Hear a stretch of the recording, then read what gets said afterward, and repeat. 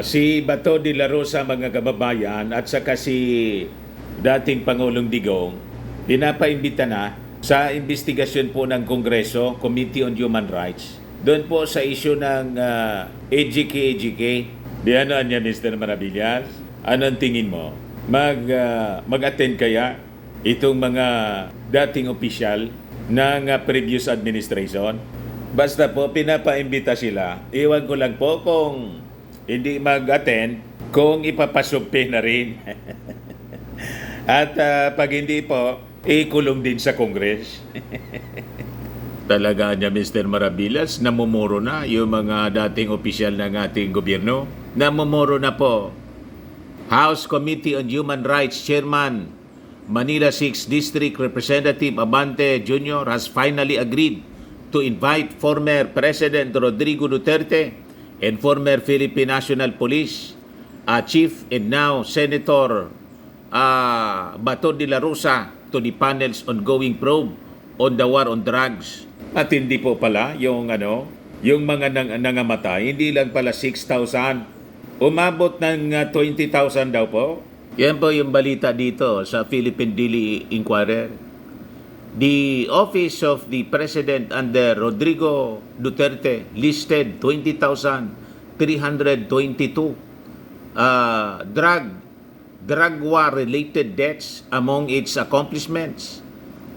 In the 2017 report, sabi po ni human rights lawyer Chel Jukno, sa pagdinig po ng House panel, at hindi po, yan yung accomplishment po. So sabi dyan, this happened daw from July 1, 2016 up to November 27, 2017 lang. As mentioned sa Supreme Court in Bank resolution as part of the Office of the President year-end report.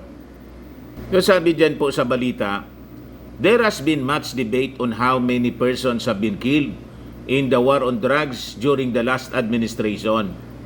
Yung iba, yung estimates po, 12,000.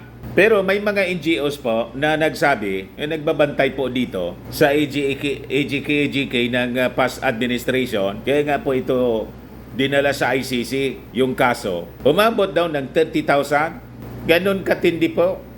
According to Jukno, of the 20,322 deaths, 3,967 daw happened during police operations, while riding in tandem assailants and other still unknown individuals did 16,355.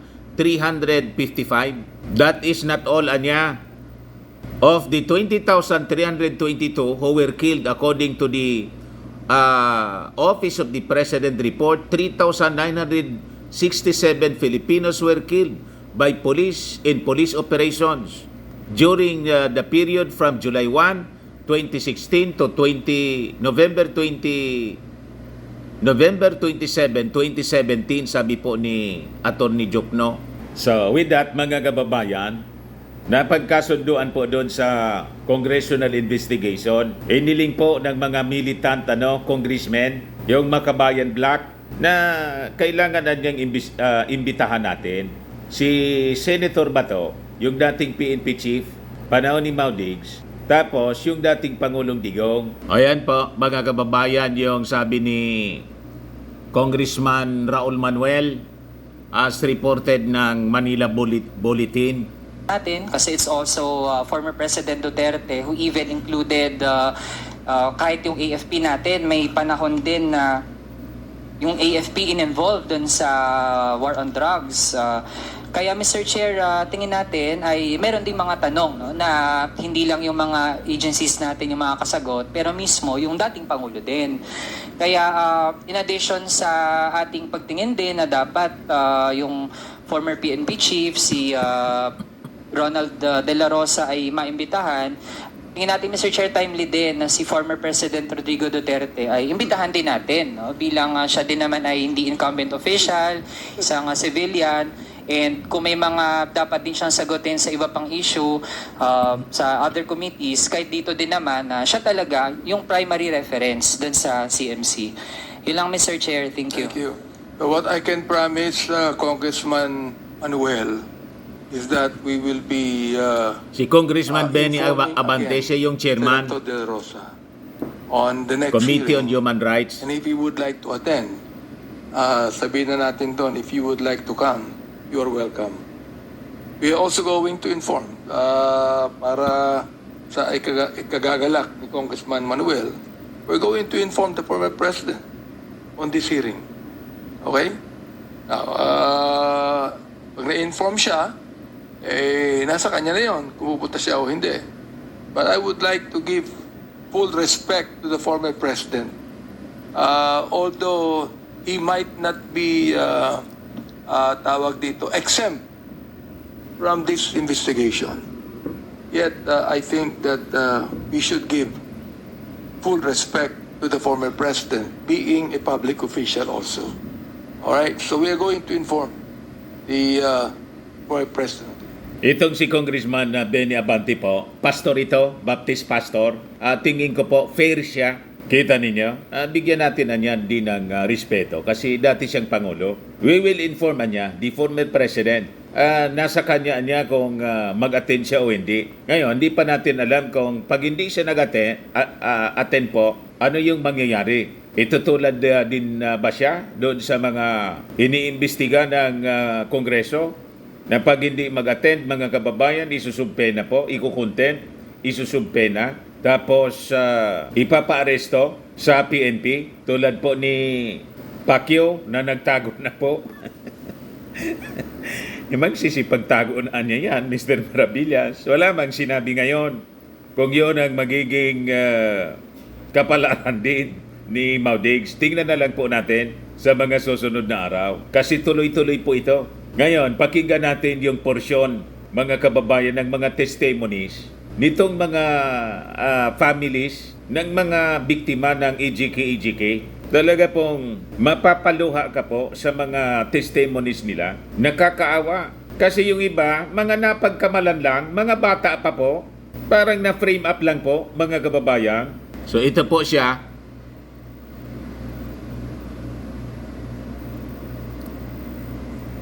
Courtesy ng Congress TV. Ang frustration ko lang is this. Bakit hindi nag-a-appeal ka natatakot? Aba, hindi na kinakailangan matakot dito. Kung ako, tinatabangan ko yung sarili ko eh. Di ba? Yes, Your Honor. Oh. We thank you for the assurance, Your Honor, but again, we allow the victims Si Atty. to Conti process po their ito. grief and their healing at their Go own ahead, you pace. call the victims then. And for the next hearing, I think we would be able to produce even more victims from Cebu, Your Honor. Assistant Counsel today po we sa have, ICC. Dalia Cuartero from Bulacan. Siya yung tumutulong din sa mga victims po. Sige po. Family ng victims. Pakilakas po yung boses ninyo. Para identify ninyo. Ito yung mga parents po. Ako po si Dalia Cuartero. Ako po ang ina ni Jesus Cuartero na pinatay din ng Police Bulacan noong March 2019. Daboy po ang tawag namin sa anak ko. Si Daboy po ay nagtatrabaho bilang HR sa isang kumpanya. Siya po ay mabait na bata, maasikaso at palakaibigan. Ang hanap buhay ko po ay nagluluto ako ng pagkain para sa isang kantin. Saka dinadala ko sa kantin ng 5:30 ng umaga. Kahit may trabaho din si Daboy, naglilinis pa rin siya ng kusina. Malaking tulong po si Daboy sa amin. Si Daboy po, dahil siya din ang nagbibigay ng allowance sa isa niya pang kapatid. Palasimba po si Daboy. Wala pong pinipiling kaibigan at handa siyang tumulong sa kapwa niya. Kung minsan, yung mga kaibigan niya sa amin, gustong magtrabaho, walang pambayad sa requirements. Si Daboy po ang nagbibigay ng pera para makapagtrabaho din po sila. Wala pong anumang Wala po sa anumang drug watch list ang anak ko. Sa barangay, ang barangay na po namin mismo ang nagbibigay. Miss Cuartero, Yes ilang po. taon po siya nang pinatay? 26. Ano po akusasyon sa kanya? Ano po kasi siya eh. Boy, drug user, drug dealer, ano po ang inaccuse sa kanya? May nahuli daw pong, actually po wala po siyang wala po siya sa drug watch. Wala. Wala, yung dalawa lang po Go nakasama ahead. Sige niya. po, tuloy po niyo.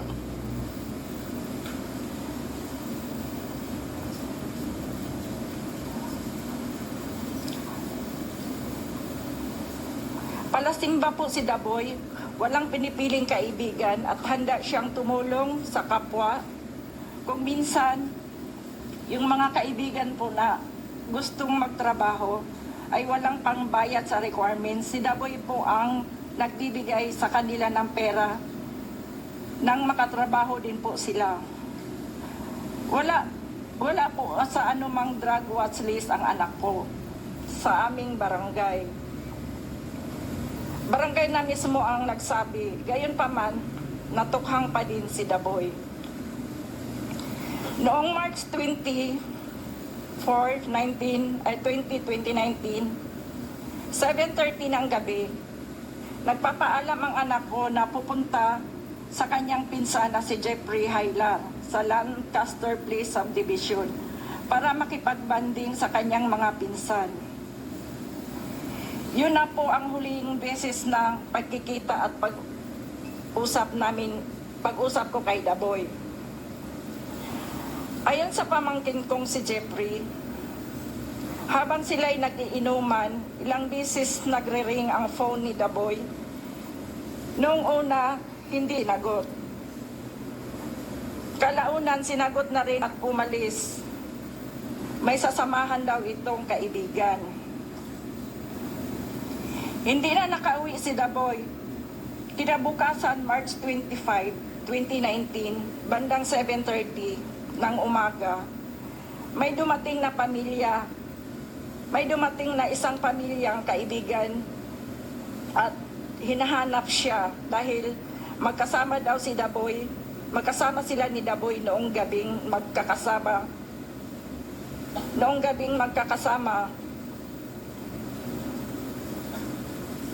Magkasama kaming naghahanap ng pamilya namin.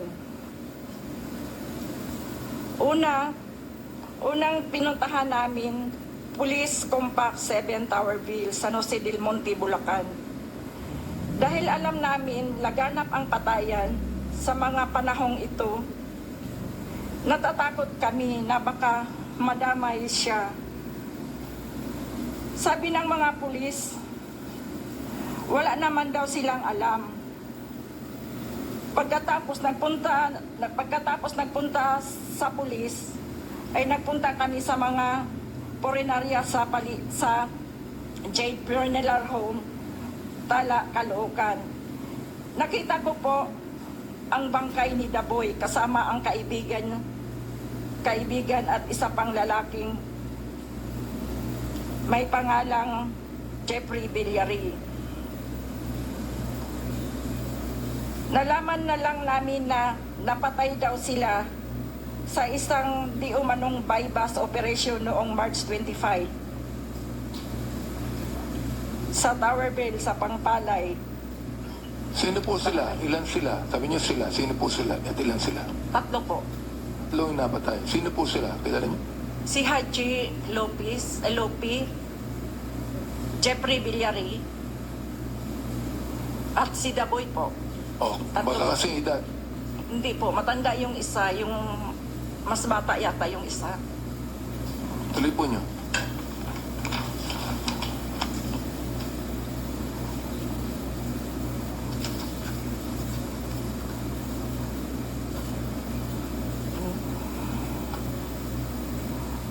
Minuyan Proper San Jose del Monte, Bulacan, nanlaban daw. Nanglaban daw yung 3. Si Daboy mayroon daw may nakuha sa kanya na revolver at shabu. Pagkatapos ng 3 araw, ng burol ay may pumunta sa amin na Commission on Human Rights para mag-imbestiga. Subalit walang nangyari sa investigasyon dahil tikom ang bibig ng mga witness. Kami na ang nag-imbestiga kasi ayaw namin na ayaw ng mga pulis. Sabi nga ang mga tao doon, talagang maraming nagaganap na patayan sa Towerville. Ang nalaman namin, nasa police custody na si Daboy at ang yung kaibigan niya. Tapos, dinala doon para tukhangin. Pero yung mismong tauhan ng motel kung saan dinala sila, Daboy, tahimik kahit CCTV, hindi nila makuha ng CHR. Walang nanagot sa nangyaring pagpaslang kay Daboy. Bagkos, tuloy-tuloy lang at dumami pa ang bilang ng mga namamatay. Dahil gira umano kontra droga, nasa katunayan, gira laban sa mamamayan. Sa mga walang kalaban-laban, parang wala kaming pag-asa para bang ganun na lang kadali kunin ang buhay ng anak ko. Kaya naman lumapit kami sa Rise Up. Nagkaroon ng lakas ng loob kasama ng iba pang naulila sa war on drugs na ito. Umaasa po ako sa pamamagitan ng hearing na ito, magkakaroon ng aksyon at mangyaring malawakang patayan. Sana din po ay sa pamamagitan ng hearing na ito ay masuportahan ang ICC na panagutin si Duterte. Maniniwala po ako nakakatulong sa ICC para makamit ang hustisya para sa anak ko. Salamat po. Okay, Attorney Conte. Yes, the next would be Christine Pascual, the mother of a 17-year-old killed in Pangasinan. Ako po si Christine Pascual po. Anak ko po si Joshua, 17 years old po, nung napaslang po ng 20. Napakabata Si Joshua pa, sa lugar 17 years old po. Si gamer na bata po, wala pong hindi nakakakilala sa kanya. Ngayon po nung biglaan po silang nagkaroon po ng laban sa Baguio, August 15 po. Na may laban po sila. Normal naman po sa akin na may laro yung anak ko dahil yun nga po yung hilig niya. At Pakitaas po yung picture, gusto mo makita. meron po siyang talagang kakayanan pong kumita. Noong time pong pumunta siya ng Baguio, 3 bata po sila. Hindi pa po ako masyadong gabi po ba't wala pa yung anak ko kako. Tinanong ko na po yung kasama niya August 17, sabi ko, asan na si Joshua? Balita ko may laban daw po kayo sa Baguio. Ngayon yung bata pong nakaligtas na isa, nakasama niya. Kasi ang tagal na pong wala siyang online sa Facebook niya eh. Hanggang nagdesisyon na po ako mag-flash alarm ng 21. 20 po ng gabi nag-flash alarm ako. 21, nasa trabaho po ako sa parlor. Dumating po yung pulis ng Pangasinan at saka yung barangay po sa amin. Ang pinagtatakan ko po kasi meron ng sulat na nakalagay ang pangalan ng anak ko, tsaka kung sa yung lugar ng anak ko. Andun na po yung talagang, hindi sana po totoo to na anak ko yung nakalagay na namatay o ano po. Kasi talagang pagod, nung 1 linggo po akong naghanap sa kanya, pagod na po talaga din ako. Hanggang pumunta po kami ng Pangasinan, hindi ko po siya nakita ng talagang yung oras ng ano, dahil 1 linggo na po siyang hindi ko nakita. Pinakita na lang po sa akin ng pulis, yung pong mismong picture niya. Yun nga po, yung picture niyang halos dilat yung mata niya, maraming dugo ang muka. At umamin naman po yung pulis sa akin na na-encounter niya po yung anak ko, nanlaban, may drugs. Eh, paano po ako mag-ano, hindi naman po ako taga ron. Tsaka yung anak ko hindi taga ron. Lahat po ng ebidensya, inano na nila eh. Wala na po akong tanging may palailiwanag sa kanila. Kumbaga lahat ng mga hindi ako makapaniwalang sinabi nila sa anak ko, sinabi na nila. Nirespeto ko pa nga po yung mga kapulis dun eh. Sabi ko, ganun po ba? Sige po, kukunin ko na lang po yung certification para mailabas ko na yung anak ko kasi miss ko na. Ngayon po, pagdating namin doon, naiuwi ko naman po yung anak ko sa Tarlac. Pag nakaburol po siya, tinignan ko po kung saan ako pwedeng lumapit kasi single mother lang po ako eh. Hindi po ako napagod kahit saan ako pumupunta. Basta lang alam kong makuha ko yung hustisya niya dahil masakit po talaga eh. Una, sabi ko, hindi ko lalabas po sa burol yung anak ko nang hindi na-autopsy. Baka dun makakuha ko ng ebidensya. Na-autopsy po siya ng unang-una. Yung autopsy po niya, naramdaman ko yung nag-autopsy sa kanya, walang sympathy emotionally eh. Parang normal lang po, nabaril lang yung anak mo, okay po, ganun. Hanggang may tumawag po sa akin ng human rights. Dalhin mo yung anak mo dito sa Manila.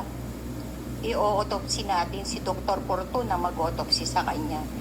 Para pong nalagyan po ng yung sarili ko.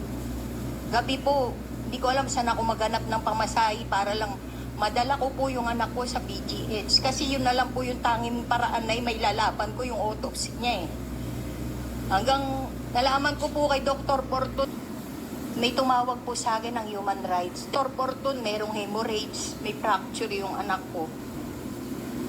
Lahat po ng proseso sa kaso, nilakad po namin kahit walang pamasahe, sige lang po, basta yung proseso ng kapulisan po, sinunod namin. Mula Hiyas. Naghihintay po kami ng sagot kasi kumpleto naman po eh. Nagulat na lang po kami, dinismiss po. Bilang sinubukan pa rin po sa ombudsman. Hintay pa rin po. Proseso, tama naman po yung proseso namin. Sabi ko nga, wala namang ebidensya, may basihan. Kasi yung bata, minor de edad eh. Hanggang dumating po sa ombudsman, ilang araw lang po, dismiss na naman po. Hanggang dumating po yung time na may pag-asa, Supreme Court. Pinakamalaki na po to. Lord, kako, sana kahit man lang dito, bigyan mo kami pagkakataon. Hirap na rin po kami paano lumaban. Pagdating po doon ilang araw, dismiss na naman po. Paano po kami hihiling ng hustisya sa ICC? Sana maramdaman niyo po yung bilang isang ina kami, paano naghirap doon sa mga pinalaki mong bata ng maayos, di ba po? Ang masaklap pa po, pinatay na. Pinaratangan pa ng kung ano-ano. Yun po yung masakit dun eh. Yung may drugs, nanlaban.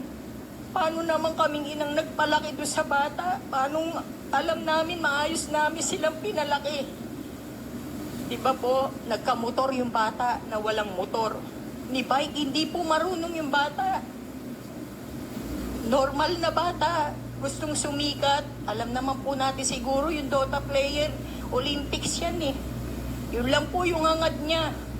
Yung maging isang gamer, nagkataon lang po mahirap lang talaga kami. Kaya sabi ko, parang hustisya sa mayaman lang. Ba't sa mahirap parang hindi kami napapansin. Buti na lang po andyan ang Rise Up. Andyan po ang mga UNUPL. Paano po kung wala sila? Gano'n na lang po ba yung nangyari sa anak namin?